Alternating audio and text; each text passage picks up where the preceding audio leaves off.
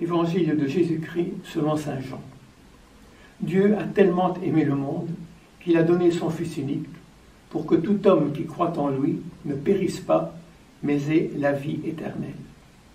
Dieu n'a pas envoyé dans le monde son Fils pour juger le monde, mais pour que le monde soit sauvé par lui. Tout homme qui croit en lui échappe au jugement, et tout homme qui ne croit pas en lui est déjà jugé parce qu'il n'a pas cru au nom du Fils unique de Dieu. Et voici le jugement. Quand la lumière est venue dans le monde, les hommes ont préféré les ténèbres à la lumière parce que leurs œuvres étaient mauvaises. En effet, tout homme qui fait le mal déteste la lumière et ne vient pas à la lumière, de peur que ses œuvres ne soient révélées. Tout homme qui fait la vérité vient à la lumière pour que soit manifesté que ses œuvres sont fondées en Dieu. Acclamons la parole de Dieu.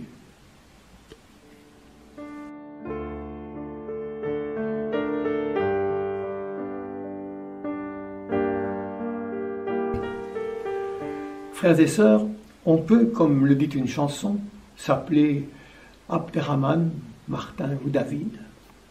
On peut, comme c'est écrit dans le récit de la Samaritaine, évoquer l'espace sacré du mont Garizim ou du temple de Jérusalem. On peut prier dans une église ou une mosquée ou une synagogue ou une pagode.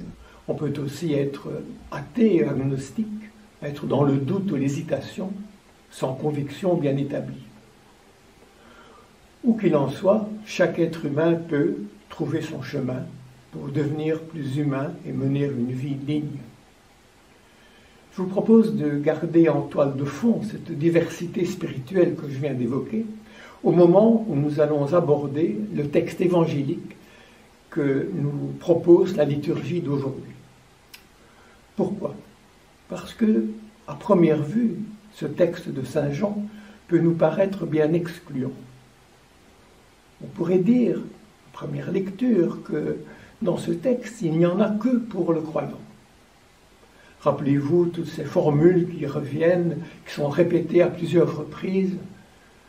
Celui qui croit à la vie éternelle, celui qui ne croit pas est déjà jugé. On pourrait presque résumer ce texte évangélique par la fameuse formule « Hors de la foi chrétienne, il n'y a pas de salut ». Et pourtant, ce que saint Jean nous dit n'est pas du tout cela. C'est même, d'une certaine façon, tout à fait l'inverse. Que dit saint Jean? Pour le comprendre, il faut peut-être remarquer que ce texte que l'on est tenté de lire d'un seul tenant a en fait deux entrées. Rappelez-vous, le texte est le théâtre d'une double irruption. Il y a l'irruption du Fils de Dieu, le Fils unique, qui est envoyé dans le monde. Et il y a l'irruption de la lumière, qui vient, elle aussi, dans le monde. Chacune de ces entrées ouvre une porte. Et par cette porte peuvent s'engouffrer des visiteurs, qui sont des lecteurs ou des auditeurs. Alors la première porte d'entrée, celle du Fils.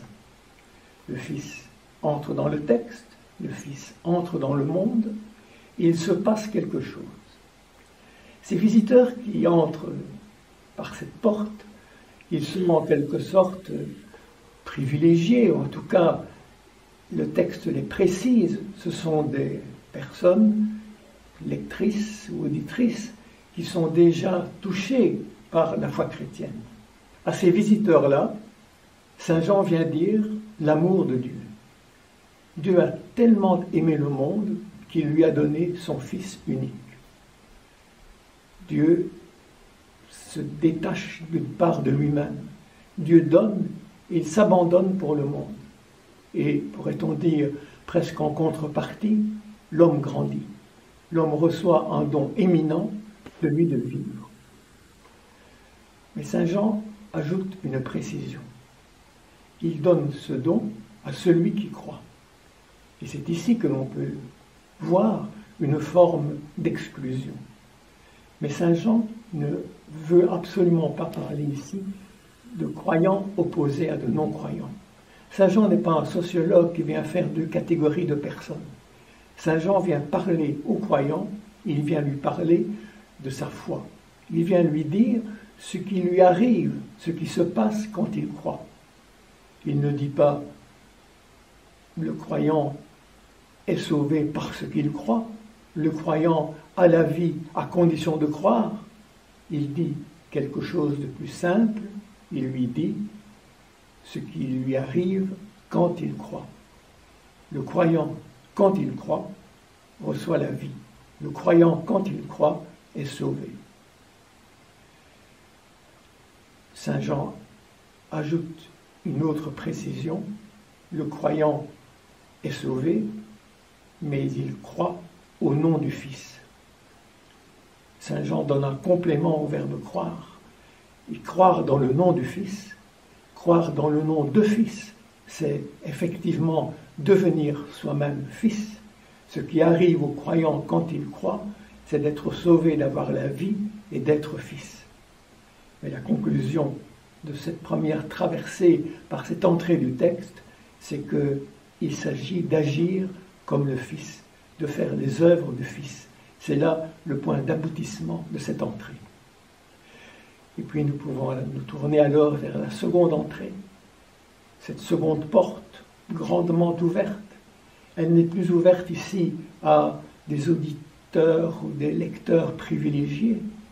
Elle est ouverte à tous les habitants du monde parce qu'ils œuvrent et par leurs œuvres. Cette porte-là, elle permet à la lumière d'entrer dans le monde. La lumière entre dans le texte. Et la lumière, c'est la création. La lumière, nous nous en souvenons, elle apparaît au premier jour de la Genèse. La lumière supprime les ténèbres qui planaient sur l'abîme. La lumière, c'est ce qui vient mettre la vie où il y avait la mort.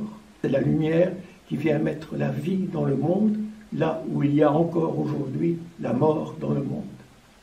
Mais il s'agit ici d'illuminer les œuvres bonnes des hommes et d'éliminer leurs œuvres mauvaises. Ce à quoi appelle le texte de Saint Jean, c'est à nous engager dans les œuvres créatrices, c'est à nous engager à mettre la vie là où il y a la mort. Et nous savons que dans ce domaine-là, aujourd'hui, il y a bien à faire. Celui qui met la vie où il y a la mort, nous dit Saint Jean, il fait les œuvres de Dieu. Et nous voyons que l'aboutissement de ce second trajet, par cette seconde entrée dans le texte, il est le même que lors de la première entrée. Chaque fois, il s'agit de faire les œuvres de Dieu. Le pape Paul VI a dit un jour qu'il y avait deux voies pour le salut données par Dieu. Une voie qu'il appelle ordinaire, c'est la voie de la pratique chrétienne. Et puis une voie qu'il appelle extraordinaire et qui est la voie que Dieu offre à tout homme dans sa bonté.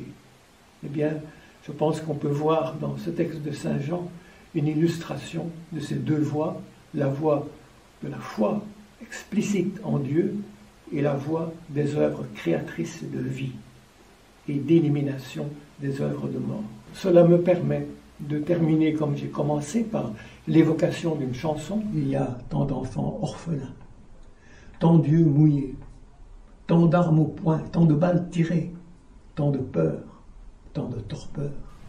Mais Dieu a tellement aimé le monde et il nous demande d'aimer le monde.